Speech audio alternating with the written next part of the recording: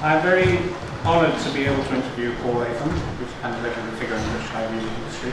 Somebody asked me if I was going to be Jeremy Paxman in this interview. I said no, I'm going to be Jimmy Young, because he always gets the more interesting answers. As long as you're not Jimmy Savile, we'll go ahead.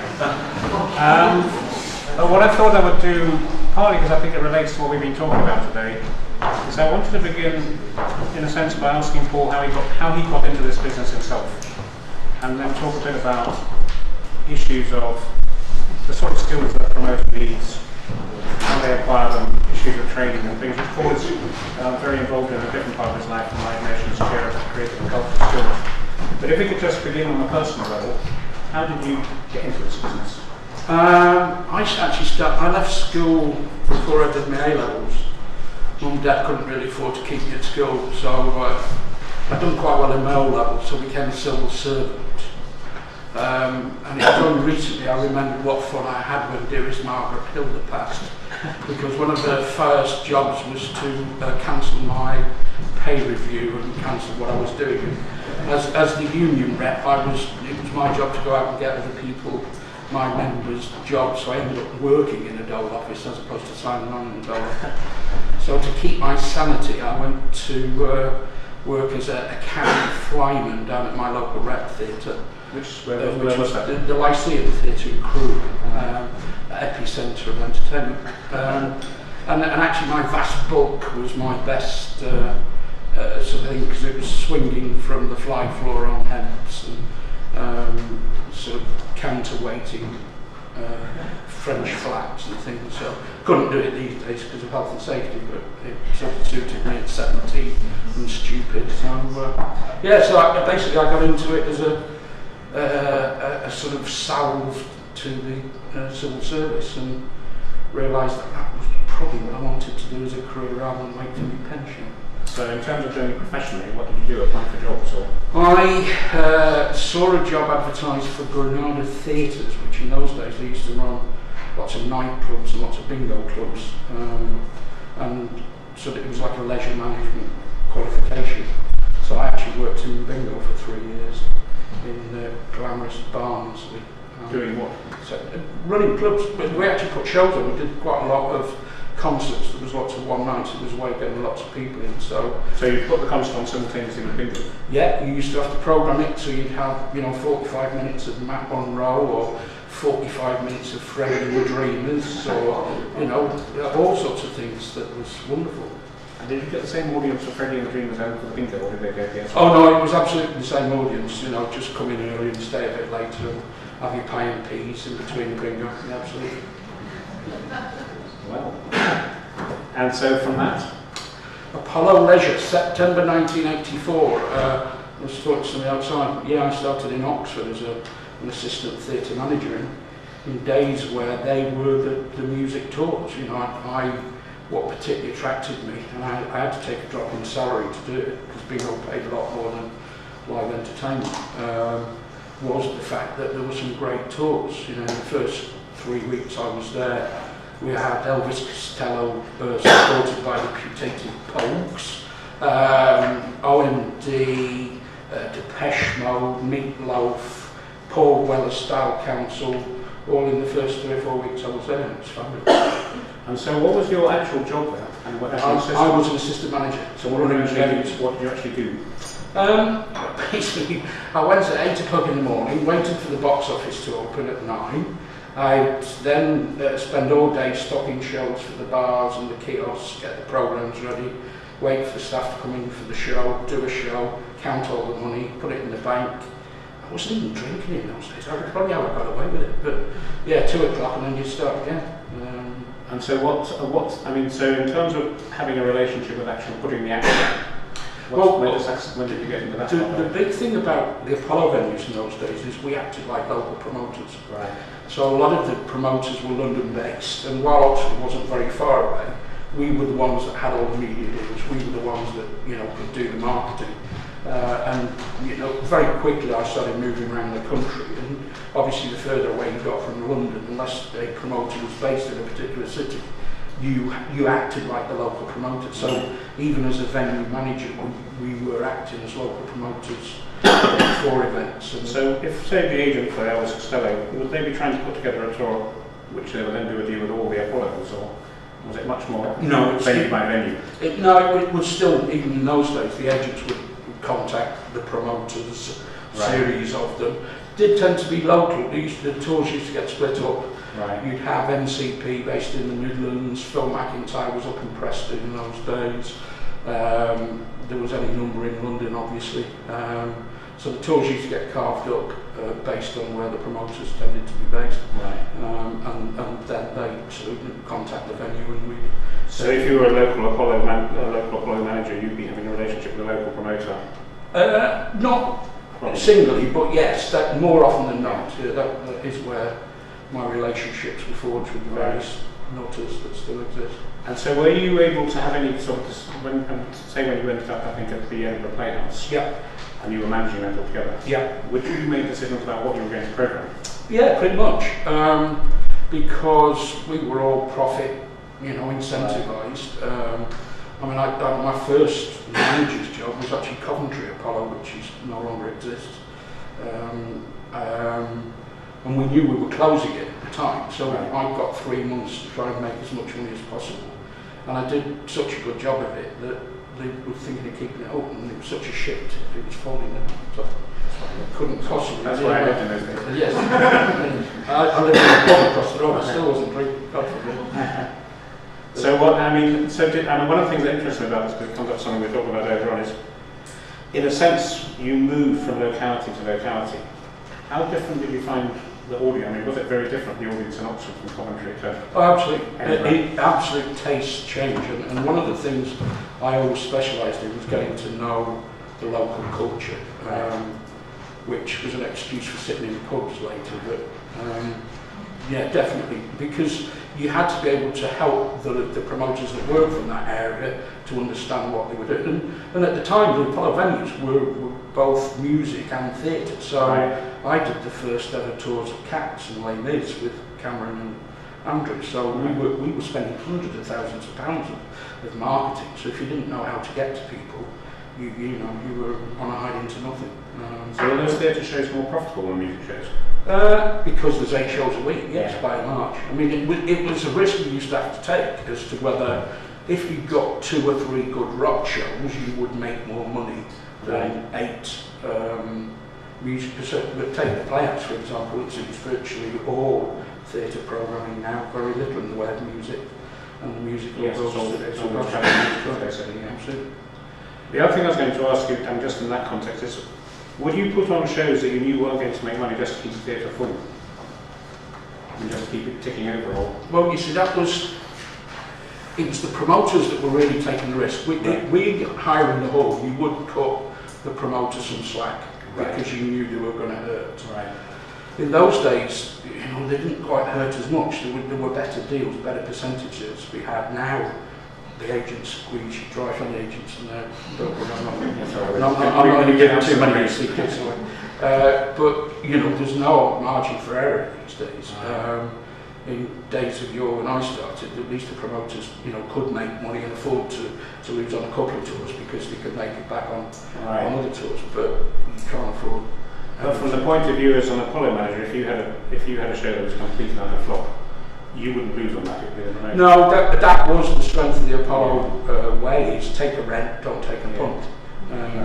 And it was, that's how they built their building, because they bought lots of the big old barns from the likes of Storm Moss and people who couldn't run them because they had too high overheads and were taking risk on the tours and the like. But obviously then we had, favourite relations with certain promoters that have lived on through the years. And in terms of managing the theatre, were you also, and presumably you made a significant amount of money from the bar and absolutely merchandise. When did merchandise start coming in? No, swag was always swag. If you remember, when I started, that was the only place you could get T-shirts. The big tour pro, because we didn't have electricity, so there was certainly no internet. But you couldn't get imagery anywhere else. If you wanted to see a photograph of a star or whatever, it'd be on the front of a t-shirt or it'd be in the tour book. So merchandise was huge in those days. Programs, when did they come in? Yeah, programs more, and because it was a carryover from the days when there was, cinemas. There was always a program to tell you the running order and the like. So no, theatre programs, brochures. And would that be that was the theatre doing that rather than the promoter? Theatre programs, tour brochures, and we just take our cut. Right. But no, that was huge. That was a big part of my duties, making sure we were knocking those out, because we were taking 25% for the privilege. Right, that's privilege of you saying that. Absolutely. So if we could just switch this round a bit, so you were essentially dealing with promoters. So from your perspective, what made a good promoter? Well, there's two types of promoters. There are those that understand the music they promote and are promoters, and there are bookers. And unfortunately, there's too many bookers now and not enough promoters. And promoters, the best promoters can cross genre because they understand the audiences they're trying to get to. So it's not just about one act, it's not just about one, whether it's pop or metal or whatever it is. The best promoters can find an audience for whatever it is they're selling. I still wind I've got about 14 promoters in my office, but I still wind them up because the best promoter is the oldest one. He's Barry Clemens. He's 76, and he would still do Westlife and Neil Diamond and War of the Worlds and whatever. And he promoted Michael Jackson when he was black and alive. Right. And so from that, so a booker is somebody who just books a band. Yeah, they don't really get what it is that they're taking what the agents give them and sort of put it on. Don't really know what to do if the tickets don't fly out the door. So would you have been dealing with people like that even in the Yeah, you knew, because there was still a lot of promoters. The UK is the most competitive market. I didn't quite understand that at the time, but certainly now, because I've worked in most countries across the world, I know how competitive the UK is. A, because it's a small island and all the population base is sort of transferable, but there are so many promoters' offices, each one of them with several promoters in them. So, when Harvey Goldsmith used to be a promoter, not just a self-publicist, just see if you listen. No, I'd hear him if I was in. Andy Speck used to work for him, Pete Wilson used to work for him, so his entire office was staffed with very senior people who would be bringing in sort of multinational artists. No, hugely competitive. Because one of the concerns for us from the Academy is how people look, what sort of skills promoters need and how they acquire them, and are they something you simply learn on the job, whatever you are, or whether you can be trained. It's interesting from our historical point of view. Clearly, at a certain moment in the history of music promotion in Britain, student union sense officers became increasingly significant. You're one of the very few promoters we never talked to who didn't actually. Well, I'm not sure. I'm not sure my level class me as a promoter, but it's quite funny. But it is funny because we do brainstorm the shows as they're coming through. But it was from a venue point of view. But it meant that I knew the markets wherever it was. So I was a venue manager. Started in Oxford, went to Bristol, went to Coventry, went to Manchester, went to Edinburgh, been out in Dublin, Cardiff, London. So you learned about live audience. Absolutely. For the people who came through the kind of student group, which includes Harvey Goldsmith, that was a kind of recognised route. No, for a while. There's probably at least a dozen that I could go through that were student union, and it was because you were exposed to it, because there's obviously a huge dynamic of being in charge of people and being responsible for it, not just the sort of selling, but the putative health and safety in those days. So once you've got a name with agents for being a safe pair of hands, agents are quite loyal before the checks get too big, and they will, sort of, if you've done a good job for them in Leeds and you suddenly turn up at MCP, then they'll stick with you. Simon Frith. Yeah, but if somebody come to me in 1986 and said I want to be a promoter, I'd say go to university and become an ex officer. If somebody came to me now, I'm not quite sure what I would say. No. You go to your mummy and daddy and say, how much have you got in the bank? because you have to have a hell of a bank balance, you know. I have these conversations. I mean, ultimately now, if you want to be a promoter, you either stick to a very small niche that nobody's in, nobody's competing with you, and that can be geographical as well as sort of musical genre, or you have to, you know, pal up with a firm who's got a bottomless pit that can take the rough and tumble of the losses, because, you know, it's no secret we lose on 75% of the shows we promote. So in your creative and cultural skills role, do you see promotion training as part of that, or is that just impossible? No, I mean, Tony Hall, who's now the DG at the Beeb, co-opted me about 4 years ago on the basis had a lot of theatres, a lot of music venues, and wanted me to get involved in skills. I didn't even know these government quangos existed, to be honest. And it was at the time he was looking for, you know, wardrobers, wig makers, armourers, or whatever it is for the opera house. And I wanted to invert it, and it was absolutely because I remembered how soul destroying it was for the kids that were signing on with me when I worked in the Dole office. So I flipped it around the other way and said, look, the only way I'm going to get involved is if I can attack from the bottom. I want, you know, I've got 2 lads of my own who never had a day's career guidance in their life other than me kicking their asses. And that can't be right. You've got to give people a structure to learning and to where to find out more. So it's a pyramid of learning as far as I'm concerned, from the age of 14 all the way through till you never stop learning. So, you know, continuing professional development. But it's about showing each step up. Now, where promoters fit on the pyramid, they'll have been through a long, tortuous sort of experience, whether it was in universities, whether it is allied to being a production rep, runner, whatever it is. It's when, is it a knowledge or is it latent? Because actually the best promoters were never taught, they just had to be there and took their chances and learned from that.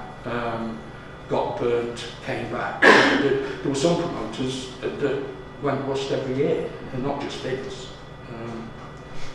No, we always almost the definition of what a promoter was.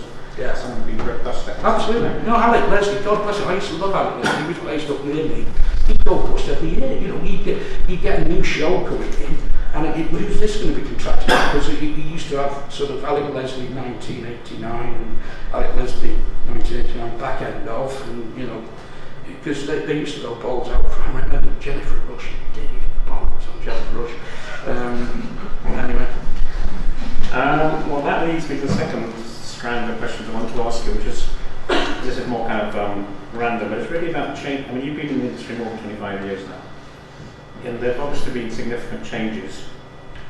And this one, the first one that interested us in our research is that for a long while it was kind of assumed that the live music industry in Britain, particularly the rock music industry, was so much dominated by record companies that touring was really a kind of best understood as part of the PR process.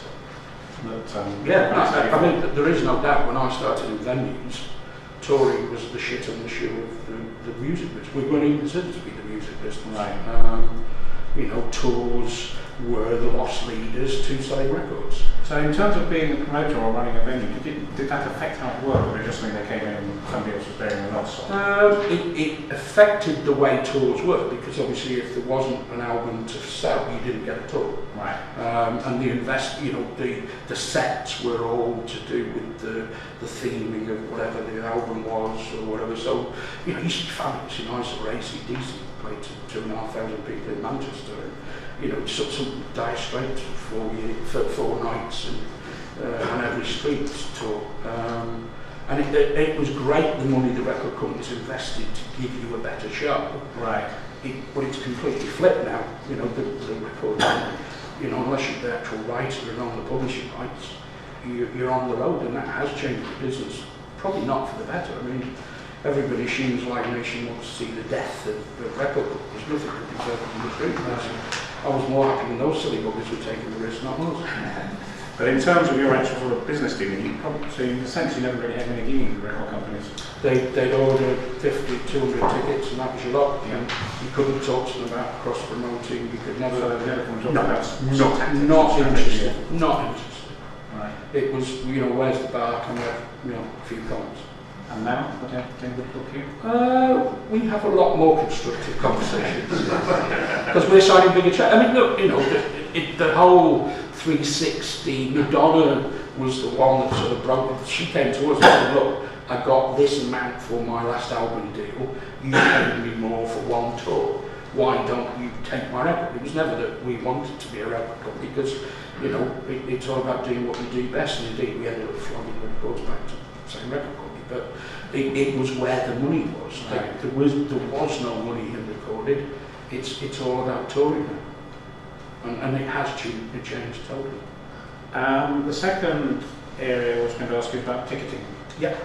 I'm considerably older than you, so I actually queued all night to be able to get tickets for the Beatles because they basically get them in Cambridge. It was like going to the box office at the theatre, which you knew was going to open at 8 o'clock the following morning and all that stuff. No, loved it. That was when I cut my teeth. In fact, my reputation was built on how I used to treat the customers in the days queuing. I used to open my foyers, I used to go in make them bacon butties, we used to have sleepovers. Jimmy Savile used to come in. I did. You did run the Cambridge Alto? No, not in my time. So how is the shift from, for us, I think the biggest technological change was actually a credit card. Yeah.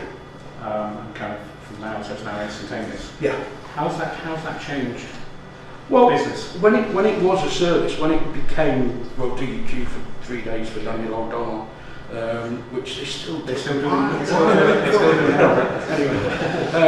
Anyway, or do you phone at 9 o'clock and get through? It's a no-brainer, and people will pay for that. And that was the innocence of the market. It's obviously gone complete barking mad now with the secondary market. The evil that is. You think it's evil? Oh, totally. Yeah, no. As a, I don't know how many saw the dispatches program, which was quite scurrilous and pointed a few fingers at us, but I can honestly say. But Live Nation has its own secondary ticketing. Yes, we do. Yeah, no, as part of Ticketmaster, we have Get Me In, and there's no point in pretending the genie is out of the bottle. So the problem is that the people that are taking the profits are not in the business, and we've got to claw it back. What isn't common knowledge, and the big frustration now is you go and there's no tickets to sell to the general public, they're all on the secondary market. The problem is bots, it's technology. This is why it's gone too far. That there's only one being prosecuted for sort of, it's the equivalent of wire fraud, where they get a programmer who's clever enough to intercept available inventory. So you release our rate receipts at 9 o'clock, they claim them, bang them, and stick them on the secondary market. But in the US, up to 90% of the on-sale traffic is bot traffic. It's not people buying tickets, it's these smart-ass programmers clawing tickets. This may sound a naive question, but is there a difference in the secondary ticketing demand for different sorts of shows? I mean, if you were putting on Cats or this list, yeah, I think is that an issue there? Because theatre shows you have longer. Right. It might be a long run for 3 or 4 months, but Book of Mormon tickets, were on the secondary market. Even the museums when they have the different things. Absolutely. So anything that they can create a demand for is there to be raped and pillaged by these. I mean, from an economist's point of view, you would say, well, the peculiar thing there is that if there's a demand for tickets at that price, why don't you just price your tickets at that price to begin with? You ended up with a Manchester United football crowd, all a bunch of prawn sandwich eaters, don't you? Why is that a problem? Well, it is, isn't it? Because you want real fans. I mean, why? From an economic point of view?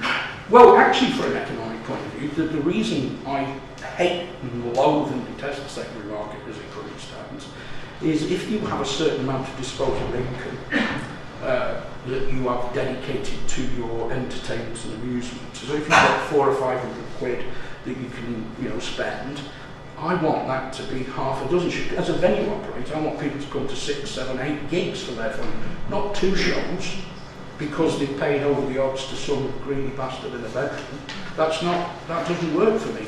And what it does do is it limits the sort of amount of people that are in the leisure band, because somebody that's not in the business has no investment other than finding a computer programmer to sit there. So do you think this will still be a problem in 5 years' time? I do, yeah. So you don't think there's a technological solution? Well, there is a technological solution. TM have got a technological solution. It's a bit clunky at the moment. It's getting better. It's how you adopt that all the way through, because it involves the venues getting involved. There's investment at the venues in scanners and it's paperless, because obviously it's harder to tap something you haven't physically got. And you can. It will take legislation to eradicate it totally, and we prefer it that way. But while it's not, we've got to claim a little bit of that land for ourselves. But I can honestly say we don't put anything like 3% of our tickets straight down to the secondary market. Right. Nothing like. Does it vary country by country, or are you talking Britain here? No, I'm talking UK. Yeah, that was, and the only reason is because that was part of our evidence to the OFT. So I've done the stats. Yeah, right, of course. Just to move on, I can open the floor in a second, but just to move on, both in career terms and it's related to what you just talked about. I mean, what actually is your job in Live Nation? When you go to the office and you're no longer checking out the bar or anything? No. Yeah, my official title is UK and Ireland COO, just for music. I'm no longer in charge of the ticketing. When we merged with TM, I was a typical American company. There's American and there's the rest of the world, so I was in charge of the rest of the world. So I was flitting over and yon. But no, it's now UK and actually UK and Ireland are the biggest markets profitability-wise, because the acquisitions that happened were a series of promoters, a series of buildings.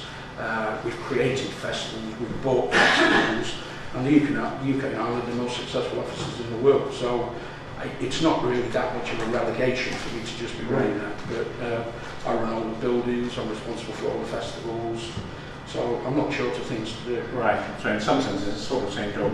Yeah, just bigger. Yeah. And when we come to the Olympic Park this year, I actually will be counting the bar money, because that's so we've got left. Because we need the money. Because we need the money. Well, there are two, and these are probably the two questions that are kind of slightly puzzling to us as academics studying this industry.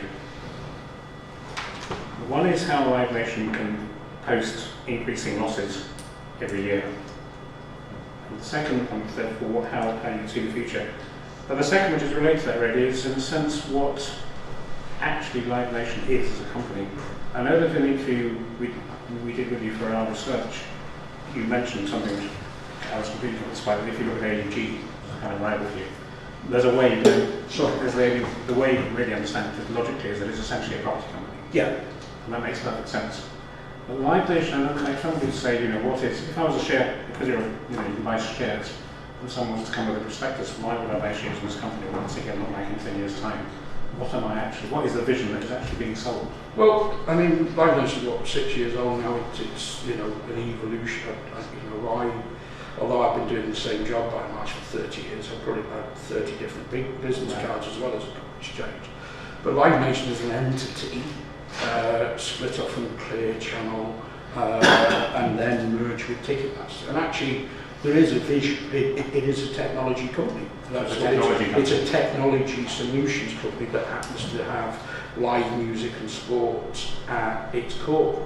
The margins are so tight in promotions. Yes, I know that. That you can't just be a promoter. Because of the sort of vagaries of the business now, you can't afford to take. We barely make money on our come day, go day promoting. But it keeps us in the game. The fact that we've got a ticketing business now, you get to keep £1 a ticket or whatever it is after costs. So it's volume. And the Live Nation story is quite compelling now. I mean, I don't just sit there and take my salary. I like to contribute to the debate. And I genuinely do believe in what we're trying to achieve. But part of it, the reasons we're spending so much money on technology is Ticketmaster was a busted flush because they hadn't invested in the technology. And it still has green dots on its screen rather than interactive things. And we spent hundreds of millions of dollars on the technology. And I think that's what gives me confidence that we've got the future nailed, because more artists want to work with us, we've got more festivals, we'll be in more venues, and it's spreading the load. It's not just about being a promoter and living on dying on your last tour. But I wonder if you're in a sort of peculiar position whereby I'm always in a peculiar position. In terms of your relation, I mean, going back to the fact that the promotion hardly makes money. Yeah. It seems to me there the problem is, and again, something you said in our other interview, that a business that for quite a long time existed as a sort of 70-30% business is now something like 102% minus 2%. Yeah, in America they do get to that crazy stage. That seems to me sort of an illogical economic model, and I can't think it's sustainable. No, it is, if that's all you're in, which is why. But I just wonder if it's sustainable even for the acts. Eventually people are going to say, hang on a minute. I'd love to meet the brave act that says, please don't pay me all that money, I don't want it. I've never met one yet. Well, no, it's probably not the act. Maybe they spend it. I know. So, but no, that's it. The irony is the ILMC exists because agents put it together because they thought they were going to, be done out of business, and it's 26 years old. Yeah. And agents are probably more powerful now than ever. Exactly. Because they exist as this big company. Oh yeah, absolutely. And it is that you would think that the bigger company you get, the more margin you have. Completely the other way. Because an agent can create a competition in a phone box, when there's nobody there. If you've got a bogeyman, there's always a bogeyman. So, all right, it's Live Nation and AEG now, or Simon Rand, or whoever. They can say they have spoken to, whether they don't even know who they are. It doesn't matter. But that's been the same since time immemorial. Oh, yeah. It didn't matter when it was 70-30, but when your bollocks are on the line at 95-5, you know what? That's a bit tight. Thanks very much. But would you say no to ads? No, we have passed. No, God forbid. That's a big part of me, trying to get to promote. It's too rich. I don't fancy it. That I pass. No, you have to. You'd drive yourself mad if you took every deal. And actually, that's the only way you get any credence is by saying no. You've got to understand your audience. You've got to understand. I mean, look at the problems that Stones are having now. Now we've done every Stones tour until this last one. So thank Christ we didn't get it in the US. Because we just, judged it wrong.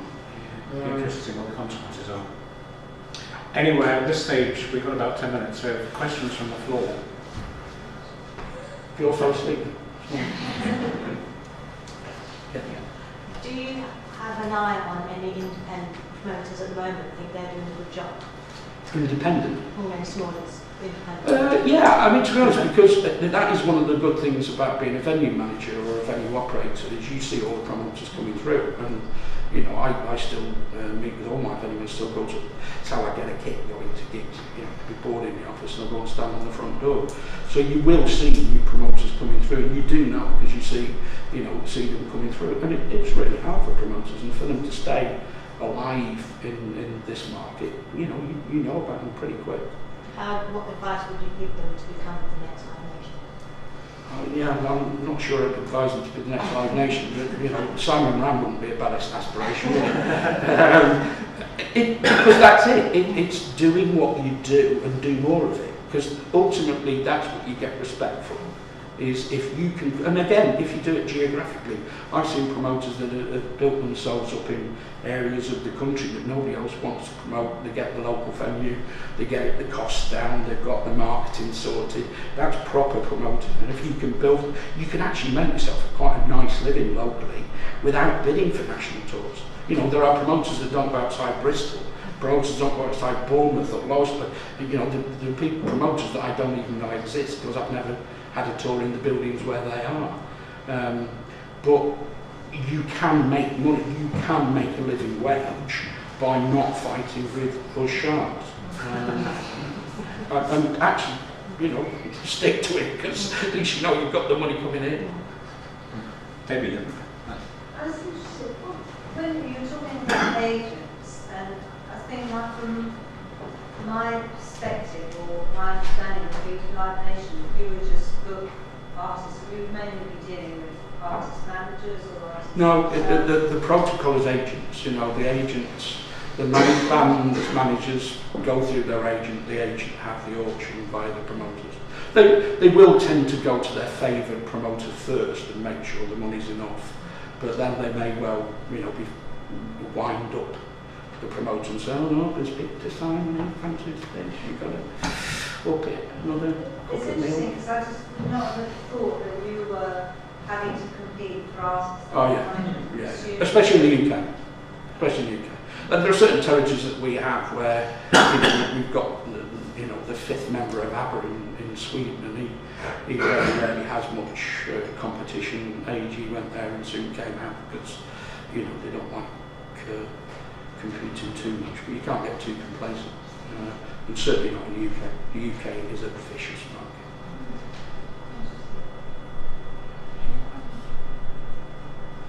Martin. It's just really to pick up Simon's point about Live Nation never seeming to push a profit thus far. I'm kind of interested in that as a business model. My bit does. Your bit, yeah. Okay. Good if you said your bit, obviously is the most important bit, although I take that for granted. But how sustainable is that model? I was very interested when you said that the kind of live music bit isn't the bit that makes money. So when is Live Nation globally going to make profit? No. Where will the profit come from? No, don't get me wrong. Because it's all bound together. If you think of promotions, promoting on its own doesn't make money. But by being a promoter, that means it helps your festivals over here in particular, and in Europe. It helps your venues because you can promote. So the actual reason the UK is the best model is because we have something of everything. So we don't just rely on promotions. And that was the problem with the US model, is they were just promoters that had some shit venues and who nobody wanted to go to, so they ended up overpaying. And that was why corporately the UK and Ireland contributed more profit than the rest of the world at one stage, when it was just promotions. But it's all about being in the game. You've got to keep the wheels spinning. So you've got to still be a promoter per se, to keep your festival going, to keep your venues going, to keep your sponsors happy, to get your ticket fees. That's the whole business. And that's why the new business model that has ticketing at the core and consumer friendly ticketing, and consumers being venues and ticket buyers and artists, and offering a better service, does give me great confidence that we're on the right track. Someone at the back. Yeah, I was wondering what are the ways in which you're using technology or venues to create extra revenue streams, and is there potential to earn more money using mobile and... Totally. I mean, look, it's no secret most of my venues have got an O2 on front, and we've got a real O2 deal because we work with them to deliver for our customers. So it's all about connectivity. It helps me to sell tickets, it helps them to get customer loyalty. And again, one of the biggest changes from when I started is we've invested huge amounts of money into the buildings. So the buildings are a lot better to go to these days than they used to be. I mean, Manchester Apollo, we bought that in we'd been running it since the 70s, but we actually bought it for 400 grand in 86, something like that. And it was a shit tip. There was holes in the roof, the seats were collapsing. I used to count on having a punk band so I could charge the promoter for trash seats that had been trashed. I used to kick the buggers myself. Tim Parsons used to remind me that. So the facilities have changed with investment because you are competing. You think of cinemas and how they've upgraded. You competed for £11, and that's how you use the technology to enhance people's experience. It helps on the marketing. You've got to be, very active online these days, rather than buying full pages in default magazines. Do you think, one of the things that comes out of it is, in a sense, it's not just music you're making? No, absolutely. I mean, in 10 years' time, we're thinking, what sort of events do you think will be done? Well, one of the dilemmas we have now as venue operators and arena operators is there are less tours music tours hitting the arenas and city halls because they're all playing festivals, because that dilemma of touring to your own audience and touring a big production, why take the risk? You take a big fee to play to the same number of people in 3 fields, either in the UK or in Europe. And you know, Australia's a huge festival market now. There are people who don't have to do their own tours that can be very readily rewarded, and they've worked for half a dozen weekends and bits in between. So that means you're looking for other things. Yeah, so that's why the comedians, God bless them, and their multi-nights and you know, made for TV, Dancing on Pies and X Factor or whatever it is they do. You know, it's crap, but people still like it. And is sport an increasing aspect of it? No less so. I mean, obviously boxing's always been there in the arenas.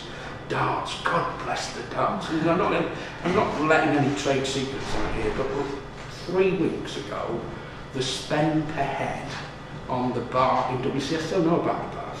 The bar's spend per head in Dublin was €33. Bloody marvellous. I suppose you have to be pissed to watch it, but it's, you know, but you can't. One of the things I tell all my venue managers is you're just renting a space. Don't be precious about it. You know, so it's a space you can rent it. The imagination of the producers and the, you know, it's their job. Don't be precious. You're just renting a space. So yeah. Can't remember what the question was. No, I was just thinking in the sense that music will be declining. Yeah, no, it's not really. It is that dilemma. I mean, you know, we've been involved in trying to create acts because you've got that dichotomy of if live is where it is, how do you get an audience? Now, all right, you can upload your tunes, recorded in your garage, your bedroom, whatever, and hope MySpace, YouTube. I mean, look at Sai. How long was Sai going? And he's got 300 screen viewers, and he's now a global pop act. But for every one of those, there's 1,000 acts that I see that are great in a pub. But then getting them to that next level where someone gives a shit to pay a tenner to see them, it's a huge problem. So there's actually more people playing music, but whether or not that's translating to being able to monetize it is a different thing. And do you see the festival market as lasting forever? You know, it can be the survival of the fish, and again, the best festivals are the ones that find their own niche and don't cannibalise it. You know, the fact that acts come around every year and are on the same bills, and we just spot them, and you know, I own most of the buckets, so I know what the problems are, and people can take a year off. And you know, you've got 80,000 people on a site. Well, you need 80,000 people because that's how much you're paying out. It's a bit of a risk. So no, there will be some that come and go, there is no doubt. But the better ones have found a niche, found a loyal audience, they'll go for it because it's a rite of passage or whatever it is. But there's probably too many, let's be honest. Yeah. And also, of course, there seems to be increasingly kind of sense of the global competition as well as just that. No, absolutely. Because, you know, the Americans haven't quite got it yet. I mean, how the hell can Coachella have 2 festivals the same 2 weekends? It's alien. How can you do that? Well, were you there at Coachella? Which weekend? When were they at? Was that one 2 pack? You know, how can you do that? That's not right. Time for one final question, and then I want to ask. I'm going to enjoy myself, sorry. Yeah, Matt. I was just really interested in, you know, how the merger with Ticketmaster has kind of changed the vision, the long-term vision of the company, and you know, you express, you know, a real sort of loathing for kind of secondary ticketing market, but on the other hand, you're saying in 5 years' time you don't see it going away, you don't see government intervening and, you know, trying to regulate, even though, you know, it seems like in the world it's a possibility, but maybe not. And then you talk about how in this long-term vision, part of the plan is to create this kind of consumer-friendly ticketing experience, which seems central. But it also seems really at odds with this big image problem. You know, the Dispatches documentary being like, My image problem. I never have a problem, as you can see. I don't pretend. You're looking very sharp, but I'm curious as to how you see that playing out, like what the strategy is. Well, there is no. I mean, Tim worked for TM longer than me, and TM were the whipping boys globally for everybody. And let's be really honest, TM pay everybody. You know, they don't keep all those booking fees, all those handling charges. Everybody's nose is in that trough. You know, the acts, the agents, the promoters, the venues. So when you sat there looking at your £4 or £5 ad, where does it go? And that myth is now being bust because, you know, it's out there. There's different charges, different levels of technology. The problem with TM was it was old, clunky technology. It was like a huge battleship that you couldn't turn around. And when you've got some clever kid with a software program in his bedroom that can knock up a GA on sale, you know, in seconds, and it's all, you know, you can have it on Facebook and whiz-bangs, whatever, TM was going to die. But not anymore, because we've realised that it can be something better, and the hundreds of millions of dollars were invested. But it is part of changing the dynamic. So take the secondary market. The reason the secondary market existed, because in America, obviously, a baseball season is 3,000 games or whatever. You can't go to all of them. So you buy a season ticket, you flog them on. Basketball, 80 home games, whatever it is. So there was a need to have an exchange. How long have tickets been flogged on eBay over here? And then all of a sudden people realised it was a business. People, you know, the power sales, it's really easy to online say the Gadgets had 20,000 transactions. You didn't suddenly wake up and think, oh shit, I can't go to that, they might sell me tickets, which is actually what the government thought it was for. And I've been in front of the OFT, the Competition Commission, politicians, our fellow promoters have been in front of the select committee. They don't get it. So God bless Sharon and her crusade against the second market because she couldn't get a Westland ticket. But she doesn't understand that it's not us that are the problem. It's not the promoters. It's not the venues. It's not the ticketers. It's the bots. And unless somebody's going to do something to outlaw that, and you know, it's tantamount to criminality, then it's not going to change. And there is no fight for it. There is another OFT thing going through now. So what we've got to do is to own it, is to reclaim it. And that's what's happened with the NFL, the NBA. They now have their own ticket exchange where people can load them in. And if you know, I go to mine to watch the Heat. When I go on, I don't know if I'm buying off the secondary or the primary. It's just a price break. And ultimately, when you're buying a ticket, do you think, I'm going to buy a primary ticket? Or do you buy a secondary ticket? You're actually just buying a ticket. And if you've got price tolerance, that's what you do. You're going on to say, I've got 100 quid, I want the best ticket I've got for 100 quid. And that's ultimately where it's going to go. It's already happening in the States. If you click on the manifest, you say, where do you want to sit? And the price range will be from $30 to $3,000, whatever it is. And that will be dynamic pricing. That's where it will go. And hopefully, the people who put the bollocks on the line, the promoters and the artists that are performing, get to share in that, because at the moment the money's just pissing out the back up. And that's the connectivity. That's actually why I believe the model works now, because we started knitting the bits together and we can show the artists. They don't have to hide behind VIP packages or whatever it is. It's there. They can be honest, because ultimately, if they're on stage sweating for 2 hours, they should be paid. Not the the electronic equivalent to the bloke with a flat cap and a scarf. I like the idea that that's what they wear when they're doing it. A final question: what's the best gig you've ever been to? Arcade Fire in Astoria, Deacon Blue in Edinburgh Playhouse. Oh yeah, that's what that was like. I mean, my Christy Moore in the Point. The smaller the better. There's only Ireland where I've ever had a great experience in arenas generally. Oasis in Cardiff, I suppose. You're in U2 in London Stadium. I've got a very broad and weird taste. The smaller the better, you say? Oh yeah, there's no question. Why wouldn't you want to see your favourite act played in here? You would, of course you would. I mean, Manchester Apollo is still my favourite venue. But when that place bounces, there's no one like it. Right. No one. Thank you very much, and thank you everybody.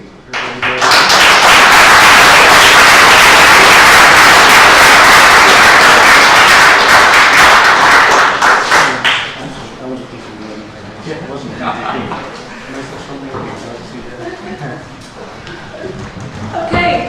Thanks very much. All it remains for Adam and I today really is just a huge thank you for everyone for coming today. And obviously Debbie at City University for doing a huge amount to get this show off the ground, and Adam for getting going. Do we want to very briefly run through some of our highlights today, or should we just I think that we're on a quarter deadline to 5 o'clock we all get lifted out into the AG of 9 where the wine is closed. I think given the amount of things that have come up today, we might be better off using the time to decamp and discuss them over a glass of wine at AG09. So once again, thank you all very much.